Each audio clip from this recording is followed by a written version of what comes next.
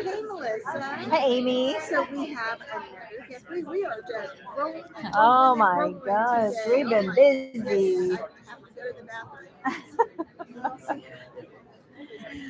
But we have a very special guest with us today. So go ahead and introduce yourself. Hi, I'm Jessica Pasik. Should I look this way? Does it matter where I It look? doesn't matter. Okay, it's mostly an audio, right? Correct. Well, format, it's also YouTube. So you look okay, wonderful. I'm Jessica Pasik. I'm a professional learning director with the Reading League. Oh my gosh, I love the reading.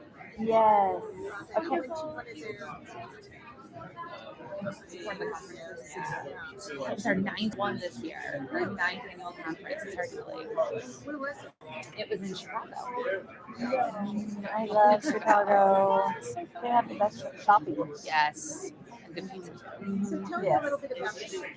Yeah, so the Reading League has been around for almost a decade now, which is really hard to believe. It started as a very small volunteer grassroots organization in St. Louis, New York, and it was really born out of this frustration between this clear divide, this clear gap between the world of evidence and research and the world of practice. So our founder and CEO, Dr. Marie Murray, I was actually lucky enough to have her as my professor when I was at SUNY Oswego when she was still teaching there at university, and it was the first taste of anything that I had really into. Oh, this is actually how we teach kids how to read. And mind you, I had been teaching in the classroom for 3 or 4 years at that point. And so there were lots of folks that had similar stories, right? That were doing this work, but frustrated that it wasn't making a bigger impact. And so Dr. Murray and some other folks, kind of came together to try to do something about it, and that turned into these free live events, is what we called them, just every other month. Free professional learning for teachers, and they were coming out in droves. And that was really the spark. We've been able to scale up, obviously, quite a bit over the years, due to some donations and fundraising. Yeah, we really aim to bridge that gap between research and practice. Okay, so do you bridge the gap with educators or with parents or both? Ultimately, both. That word league was really intentional because there's multiple stakeholders in this work, right? So, yes, teachers, but also administrators, families, professors, tutors, right? Higher ed, pediatricians, right? It really takes everybody. But the work that I do in the professional learning department is we primarily work with school districts, and it's really about building their knowledge about the science of reading, and also helping with the implementation of that. What does that actually look like in classrooms? So y'all have a publication that you put out, right? The Reading League Journal. Yeah. Yes. So who are the ones that do the Oh gosh. Yeah, we've had so many different folks. We have a new editor, Jessica Tost, I believe it is, and I always second guess myself, Toast, right? We were joking about names and pronunciation, but we've had lots of different contributors, lots of different folks. Sue Katz has written articles. We've had, I think Louisa Moakes, Dr. Louisa Moakes did one of our very first editions. Lots of topics. it's and I had a membership at one time. It's still good.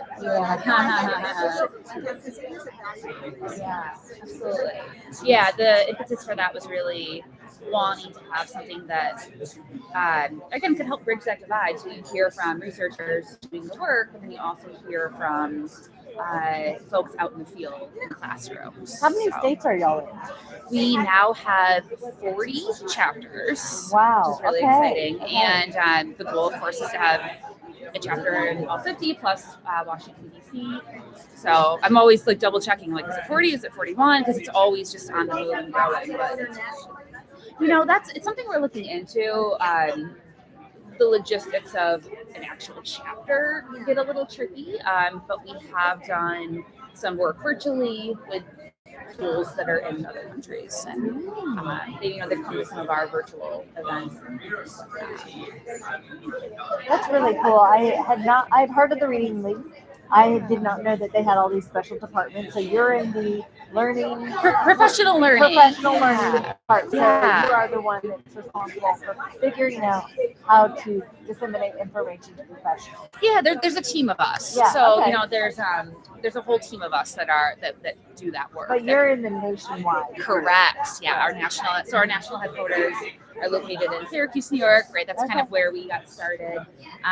But we have a lot of folks on our team that are fully remote too. So it's really awesome to have this really far and wide presence. So cool. Thank you for joining us. If For someone sure. wants more information about the member or how to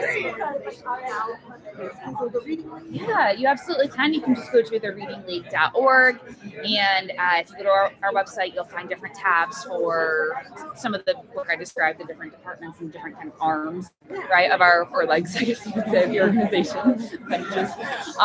And so, yes, there's information about professional learning. There's information about our events. Like you mentioned, we have a conference every year. We also hold the summit that's coming up in May of this year. That will be in Syracuse. And information about our journal. And then there's a really great resource too called Compass, which is kind of this hub of lots of different resources, and it's organized by various stakeholders. So there's a landing page for folks that are educators, right? There's a landing page for families and caregivers. There's a landing page for like policy legislation, those kind of folks. So lots of info. So how much has it grown in like what period of time? Are you aware? I mean, yeah, I was very lucky to be part of it from the very beginning. Like I said, Dr. Murray was my professor and I kind of ordered my doctor even after I graduated because I just wanted more, right? And so I was lucky to be one of the quote unquote founding board members, but again, very, very small. We would have maybe 50 to 100, maybe even a little bit more at each of our live events we had. But I mean, again, very informal. We were meeting at Panera Bread or Maria's house to plan things, and then started doing a little bit with some local schools. This was 2016, 2017. 2018 is when things really started to ramp up quite a bit, and we started to have a much larger presence, which was great, going into 2019 and 2020. Then obviously COVID happened, and we had to pivot quite a bit. But within these last few years alone, I've been full-time now working at the Reading League since 2021. And just our professional learning department alone has grown immensely. And we also have a whole host of what we call our professional learning specialists that are our independent contractors that are amazing, that help us carry out the professional learning work. So we've hired a few cohorts of those folks. So we've really grown quite a bit within the last, even within the last 4 years. Shows how much need there is, though. Yeah, exactly. I'm glad that you guys are doing the work you're doing. Yeah, you're so welcome. Yeah, it's our pleasure. I'm thrilled to be here, at IDA. This is my first time at this conference.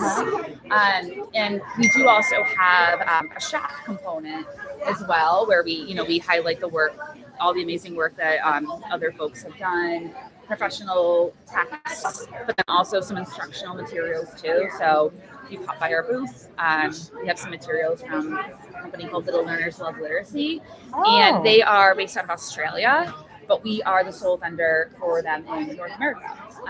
And so they have these gorgeous, absolutely gorgeous decodable texts, a few different series. And what I love is that they all follow a consistent scope and sequence. And then there's other instructional materials, games, make it fun and engaging, fiction and nonfiction texts. So, you can find info about those on our website too. Thank you. It was so fun. This was lovely. Yes. I'm so glad that we met and we got to chat a bit. Yeah. All right, guys, we'll be back after a while. Bye. Bye. Cool.